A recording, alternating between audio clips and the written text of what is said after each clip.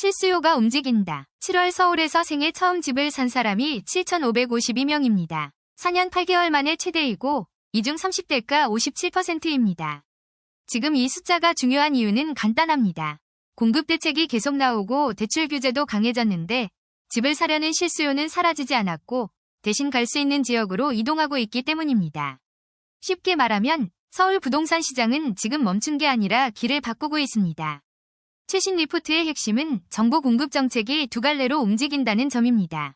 하나는 남양주 와부 2만 1,000가구처럼 신규 택지를 늘리는 방식입니다. 앞으로 7만 3천 가구 플러스 알파 신규 택지 발표도 예고돼 있습니다.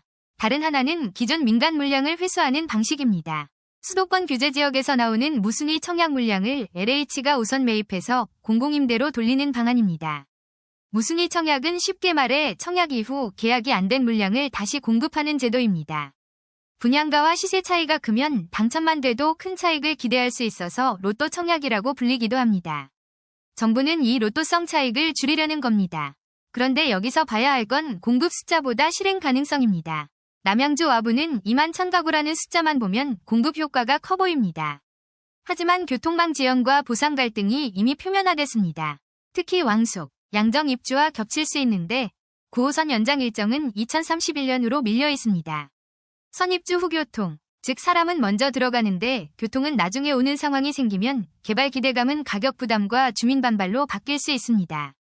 그래서 공급 발표가 곧바로 가격 안정으로 이어진다고 보면 위험합니다.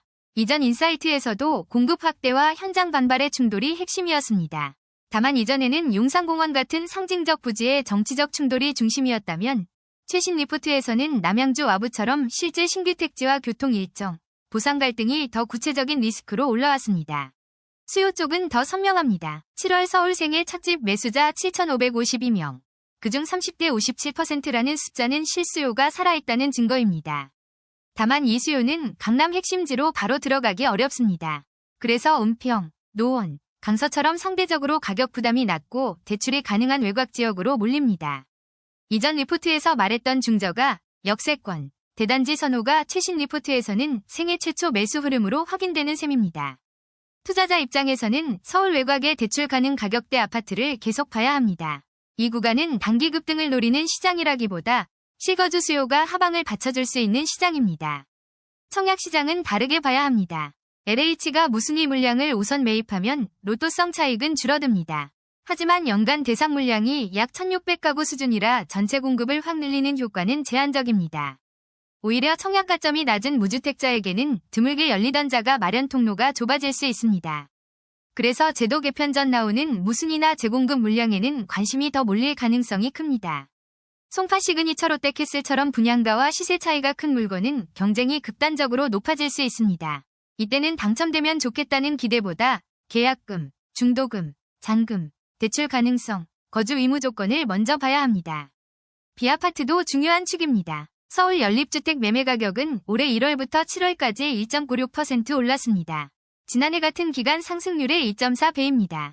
얼핏 보면 빌라 시장이 회복되는 것처럼 보이지만 최신 리포트는 이것을 단순 회복이 아니라 규제 회피성 투자 수요 유입일 가능성으로 봅니다.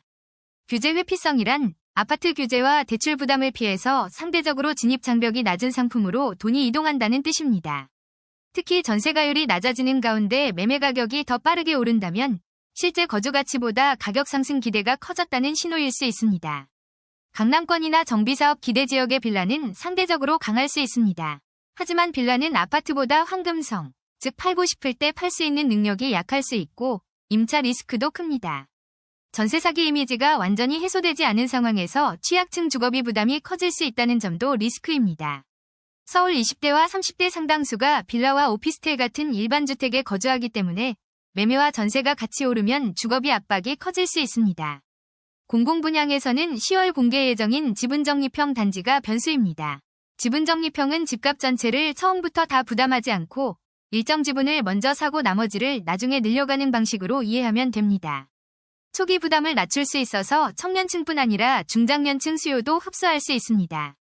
광교, 왕숙, 고덕, 구리갈매 같은 후보지의 입지와 공급 조건이 공개되면 관심이 집중될 가능성이 큽니다. 참고 시장 데이터도 원문 분석을 보완합니다.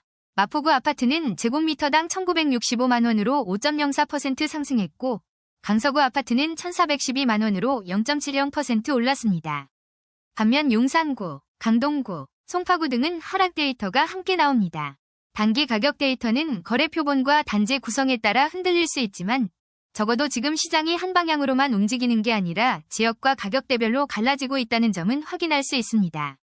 금리와 환율도 배경입니다. 미국 10년물 금리는 4.63%, 원달러 환율은 1,411원대입니다. 금리 부담이 완전히 사라진 시장이 아니기 때문에 무리한 레버리지, 즉 빚을 크게 내서 가격 상승만 기대하는 접근은 조심해야 합니다. 그럼 지금 어떻게 해야 할까요?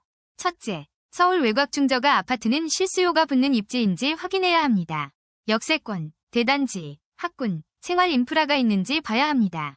둘째, 남양주 와부 같은 신규 택지는 공급 숫자보다 교통 개통 시점과 보상 갈등을 먼저 봐야 합니다. 셋째, 무순위 청약은 당첨 가능성보다 자금 조달과 의무 조건을 먼저 계산해야 합니다.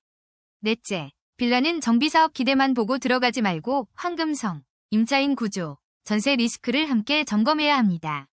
오늘 결론은 이겁니다. 공급 발표만 보고 가격 안정이라고 단정하지 말고 수요가 어디로 이동하는지 봐야 합니다.